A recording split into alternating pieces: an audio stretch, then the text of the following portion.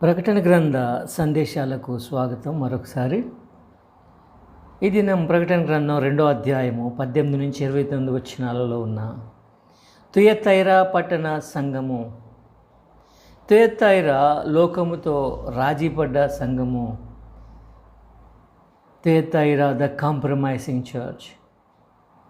బాహ్యంగా చూస్తే ఇది ఎదిగే బలమైనటువంటి సంఘంగా, నిండుగానున్న సంఘంగా ఉంది. అయితే ఇందున్న అనేక మంది పాపంతో రాజీ పడుతున్నారు.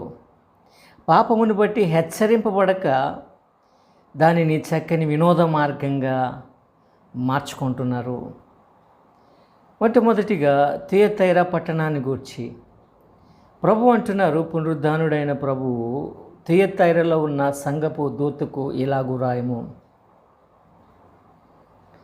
తుయతైరా పట్టణము, ఈ పట్టణానికి ప్రత్యేకమైనటువంటి మతపరమైన ప్రత్యేకత కానీ, చక్రవర్తి ఆరాధన ప్రభావం కానీ పెద్దగా లేదు. కాబట్టి ఈ సంఘం పెద్దగా హింసల గుండా వెళుతున్న సంఘం కాదు. అయినా ఇక్కడున్న సంఘం లోకంతో రాజీ పడటం గొప్ప లోపం. ఇది వాణిజ్య కేంద్రంగా ఉన్న సమృద్ధి గల పట్టణం. సన్నపునార వస్త్రాలు, ఓదా రంగు పొడి, వస్త్రాల అద్దకం వంటి వాటికి ఈ పట్టణం ప్రసిద్ధిగాంచింది. ఫిలిప్పి పట్టణమందు రక్షణ పొందిన 3 శ్రేష్టమైన వ్యక్తులలో ఒక వ్యక్తి లూదియా. ఈమె ఊదా రంగు పొడి వ్యాపారం చేసే వ్యాపారవేత్త, బిజినెస్ ఉమెన్. ఈ పట్టణం, తుయతైరా పట్టణం ఉన్ని, చర్మము, ఇత్తడి పాత్రల తయారీకి, వస్త్ర వ్యాపారానికి ప్రసిద్ధిగాంచింది. ఇక్కడ బానిస మార్కెట్ కూడా ప్రసిద్ధి చెందింది. ఈ సమృద్ధే సంఘము నామకార్థతకు మళ్ళటానికి కారణమై ఉండొచ్చు. లోకంతో రాజీ పడ్డానికి సమృద్ధి నడిపించింది. రెండవదిగా దేవుని కుమారుడు యేసును గూర్చి, యేసు ప్రభువును గురించి అగ్నిజ్వాలల వంటి కన్నులను, అపరంజిని పోలిన పాదములను గల దేవుని కుమారుడు చెప్పు సంగతులేవనగా అని చెప్పబడతా ఉంది. Son of God is ice like blazing fire means 2 things: everything and every condition of man and church known to him. ఆయన అన్నీ తెలుసు.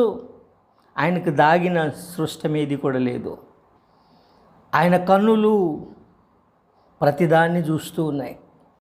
జ్వలించు ఆయన కన్నులకు మానవ హృదయము గోచరమే. సంఘ పరిస్థితి కూడా ఆయన ఎరుగును. రెండవదిగా ఆయన కన్నులు మానవ పాపమునకు విరోధంగా మండుచున్నవన్న భావం కూడా ఇక్కడ మనకు అగుపడుతుంది. అగ్నిజ్వాలల వంటి కన్నులు సమస్తము ఎరుగును. మానవుని యొక్క పాపమును బట్టి అవి మండుచున్నవి. ఆయన పాదములు అపరంజిని పోలినవి, అపరంజి పోలిన చురుకైన పాదములైనవి. ఆయన ఎక్కడికైనా వేగంగా వెళ్ళగలరు. ఎక్కడైనా ఆయన ఉండగలడు. సర్వంతర్యామి ఆయన. ఆయన పునరుద్ధాన దేహానికి పరిమితి లేదు. ఆయన దేవుని కుమారుడు అనగా ఆయన దేవునిని వెల్లడించు దేవుని ప్రత్యక్షత, ఆయన దేవుని స్వరూపమని దేవుని వాక్యం యొక్క భావమై ఉంది. మూడవదిగా ఆదరణ మాట, నేనెరుగుదును, ఐ నో అంటున్నాడు ప్రభు పునరుద్ధానుడు.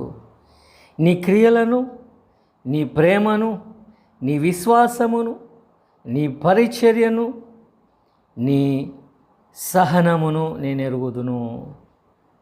నేనెరుగుదును. ఎంత గొప్ప ఆదరణ కలిగించే మాట. శ్రమిస్తున్న సేవకునికి, శ్రమిస్తున్న కుమారునికి నేను ఎరుగుదును అని చెప్పే తండ్రి మాట, యజమానుని మాట గొప్ప ఆదరణ కలిగిస్తుంది. మరింత శ్రేష్ఠ విషయం ఏమంటే, నీ మొదటి క్రియల కన్నా నీ కడపటి క్రియలు మరి ఎక్కువైనవని ఎరుగుదును. Later works greater than the first. The one side church is keep growing in faith and works, in spirituality. In another side, many are compromising with the world. సంఘమునకున్న ఇన్ని సుగుణాలు, ఇంత శ్రేష్టమైనటువంటి ఆత్మీయ జీవితము కొందరు కలిగి ఉండగా, అనేకులు రాజీ ధోరణిలో, ఈ లోకంతో సర్దుబాటు ధోరణిలో ఉండిపోవుట ఈ సంఘము గద్దింపు పొందుకోవడానికి కారణమవుతుంది. దాని తప్పును ప్రభువు ఎత్తి చూపుచున్నారు. ఎందుకంటే ఈ సర్దుబాటు ధోరణి పెరిగి మొత్తము సంఘాన్ని నాశనం చేయగలదు. కాబట్టి కొందరు శ్రేష్టమైనటువంటి దేవుని బిడ్డలు ఉన్నారు, మరింత ఆత్మీయత స్థితిలో ఎదుగుతున్న వారు ఉన్నారు. అదే సమయంలో అనేకులు ఈ లోకంతో రాజీ పడిపోతూ ఉన్నారు. It's a compromising church. To tolerate false teaching is dangerous. Compromise must be identified. రాజీ పడినట్లయితే, లోకంతో రాజీ పడినట్లయితే దేవునిలో వెనకబడిపోయే ప్రమాదం ఉంది. నాలుగవదిగా పునరుద్ధానుని ఆరోపణ లేదా తప్పిదం, సంఘం యొక్క తప్పిదం. ప్రభు అంటారు, అయినను నీ మీద తప్పు ఒకటి నేను మోపవలసి ఉన్నది. ఏమనగా తాను ప్రవక్తినని చెప్పుకొనుచున్న యెజెబెలను స్త్రీని నీ ఉండనిచ్చుచున్నావు. అది విగ్రహార్పితము తినుటకు, జారత్వమునకు నా దాసులకు బోధించుచు మోసపరచుచున్నది. మారు మనసు పొంద సమయము ఇచ్చి తిని కానీ అది జారత్వం విడిచిపెట్టి మారు మనస్సు పొందనొల్లదు అని 20-21 వచనాల్లో చెప్పబడతా ఉంది. సంఘము క్రీస్తు వధువుగాన పవిత్రముగా ఆయనకు అప్పగింపబడాలి. పురాతన కాలపు బయలు ఆరాధనలో 2 ప్రాముఖ్యమైన విషయాలు ఏమంటే, ఒకటి విగ్రహార్పితమైన మాంసము, ద్రాక్షరసము తీసుకొనుట. దానియేలు ప్రవక్త అందుకే అతడు మాంసాహారం ముట్టక శాకాహారాన్ని కోరుకున్నారు. రెండవదిగా ఆలయ వేశ్యలతో పాపం చేయుట. వీటిని చేయడానికి యెజెబెలు సంఘాన్ని మోసగిస్తూ ఉంది. రాజుల కాలంలో నిజ దేవుని ఆరాధనను తుడిచిపెట్టడానికి యెజెబెలు ప్రయత్నం చేసింది. యెజెబెలు ఆత్మ నేడు లోకంలో ప్రబలుతూ ఉంది. ముఖ్యంగా ఈ థియతైరా సంఘములో.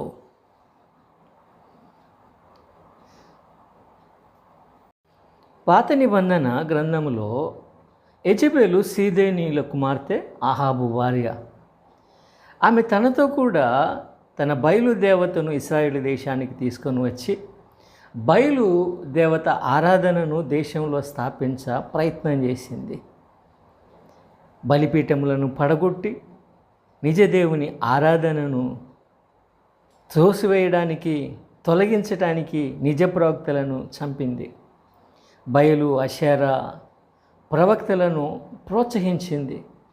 2 రాజుల గ్రంథము 9:22 నందు జారత్వములు, చిల్లంగితనములకు యెజెబెలు పెట్టింది పేరని రాయబడతా ఉంది. తన తాంత్రిక విద్యలతో ప్రజలను మోసగించినట్లు చూస్తూ ఉన్నాం.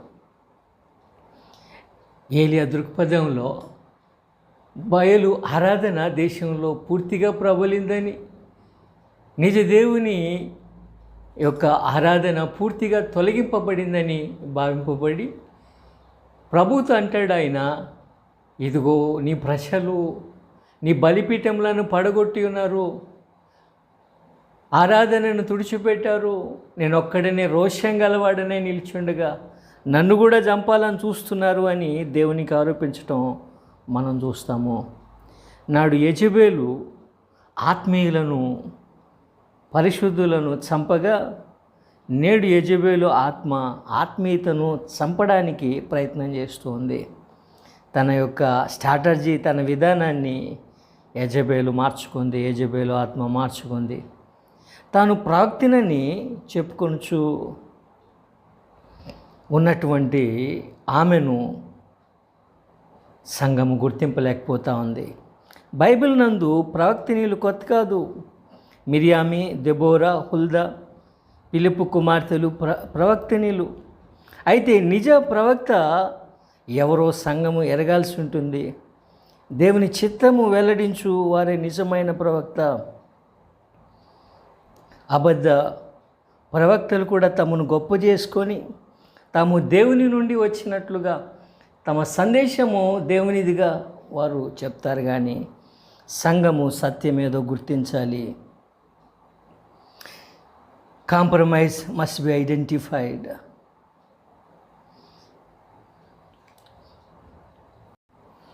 సంఘము తన తప్పును ఎరగకోకుండా ఈ లోకంతో రాజీపడి దేవునిలో వెనకబడిపోవాలనేది యెజెబెలు ఆత్మ యొక్క ప్రయత్నము. కాబట్టి compromise happens when church deceived. మోసగింపబడినట్లయితే, యెజెబెలు మోసమునకు లోబడినట్లయితే లోకంతో దేవుని బిడ్డలు రాజీ పడతారు. ఐదవదిగా హెచ్చరిక, తీర్పు. ప్రభు అంటున్నారు, నేను దాని మంచము పట్టించి దానితో కూడా ఉన్న వారిని బహు శ్రమల పాలు చేతును, దాని పిల్లలను నిశ్చయముగా చంపెదను. అందువలన అంతరింద్రియములను హృదయములను పరీక్షించువాడని నేనే అని సంఘములన్నీ తెలుసుకొనును. Compromise has serious consequences. సర్దుబాటు ధోరణి లోకంతో రాజీ తీవ్ర పరిణామాలకు కారణం కాగలదు. యెజెబెలు నువ్వు మంచము పట్టిస్తాను అంటున్నాడు ఆయన. దానితోనున్న వారికి బహుశ్రమ పాలు చేస్తాను, దాని పిల్లలను నిశ్చయంగా చంపేదను. ఇది దాన్ని వెంబడించు దాని అనుచరులకు కలిగే తీర్పుగా మనము గమనించాల్సి ఉంటుంది. అయితే తీవ్రమైన పరిణామాలను అబద్ధ బోధకులకు ఆయన హెచ్చరిక చేస్తూ ఉన్నారు. ఈ తీవ్రమైన తీర్పుకైన కారణాన్ని కూడా ప్రభు సెలవిస్తూ ఉన్నారు. అంతరింద్రియములను హృదయములను పరిశీలించువాడు నేనే అని సంఘములు తెలుసుకొనడానికి. God searches heart and minds. Church must know this. సంఘము తెలుసుకొనాలా, దేవునిని ఎరగాల, ఆయన గుణ లక్షణాలు ఎరగాల. ఆయన సమస్తం ఎరిగిన వాడని వారు ఎరిగినప్పుడు వారు ధైర్యంగా దేవునిలో ముందుకు సాగగలుగుతారు. అంతేకాకుండా ఆయన చెడును హెచ్చరిస్తూనే ఆయన ఇతరులను పురికొల్పడానికి మీలో ప్రతివానికి వాని క్రియల చొప్పున ప్రతిఫలం ఇచ్చేదనని ఆయన హెచ్చరిస్తూ ఉన్నారు. ప్రతివానికి వాని క్రియల చొప్పున ఆయన ప్రతిఫలం ఉంది, ప్రతిఫల బహుమానం ఉంది.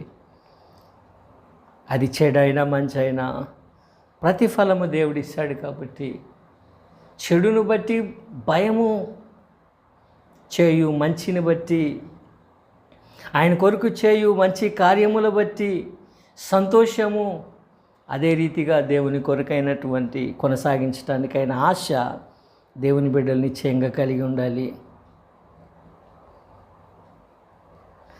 Nothing equals uncompromising faith. ప్రభువుతో నిరంతరంగా జీవించటం కన్నా గొప్ప భాగ్యం లేదు. కడమవారిపై మరి ఏ భారము పెట్టనంటున్నారు ప్రభువారు. నేను వచ్చే వరకు మీకు కలిగింది గట్టిగా పట్టుకోండి అని ఆయన పురికొల్పుతూ ఉన్నారు. ఆరవది బహుమానము. నా తండ్రి వలన అధికారం పొందినట్టు జయించువానికి, అంతం వరకు నా క్రియలు జాగ్రత్తగా చేయువానికి జనుల మీద అధికారం ఇచ్చేదను. అతడు ఇనుప దండంతో వారిని ఏలును. వారు కుమ్మరి వాని పాత్ర వలె పగలగొట్టబడుదురు. అతనికి వేకువ చుక్కనిచ్చేదనని గొప్ప వాగ్దానము చేయబడతా ఉంది. జయించువానికి, అంతము వరకు నా క్రియలు జాగ్రత్తగా చేయవానికి జనుల మీద అధికారం ఇస్తాను అని అంటే క్రీస్తు ప్రభు రాజ్యంలో ఆయనతో కూడా ఉండుట, ఆయనతో కూడా ఏలుటగా దేవుని వాక్యం మనకు తెలియజేస్తూ ఉంది. ఎంత గొప్ప అధికారము, ఎంత గొప్ప ఆధిక్యత, ధన్యత, భాగ్యము ఆయన రాజ్యంలో నుండి ఆయన ప్రజలకు ఆయన ఇవ్వబోతూ ఉన్నారు. అంతేకాదు వేకువ చుక్క ఇచ్చేదను అంటున్నారు ఆయన. వేకువ చుక్క ఇస్తాను. Overcoming compromise has great reward. వేకువ చుక్కనిచ్చేదను అనగా ప్రకటన గ్రంథం 22:16 ప్రకారం దావీదు చిగురు క్రీస్తు ప్రభువే నిజమైన వేకువ చుక్క. ఆయన తనను తానే మనకు అప్పగించుకుంటారు. అంతేకాకుండా మొదటి పునరుద్ధానమును అందుకోవడానికైనా వాగ్దానం ఇక్కడ ఇవ్వబడతా ఉంది. ఆ విధంగా మనము మొదటి పునరుద్ధానము పొందుకుంటాము, ఆయనతో కూడా ఆయన రాజ్యమందు ఉంటాము అనేది శ్రేష్టమైన బహుమానము కైన అర్థము. చివరిగా 7వదిగా సంగములతో ఆత్మ చెప్పుచున్న మాట చెవి గలవాడు వినుగాక. ఇది శ్రేష్టమైనటువంటి హెచ్చరిక, పురికొల్పు ప్రభు ఇస్తూ ఉండగా చెవి గలవాడు వింటాడో, ఆయన మాటలు తృణీకరించువాడు ఆయనకు లెక్క అప్పగించవలసిన వానికి ఉంటాడో.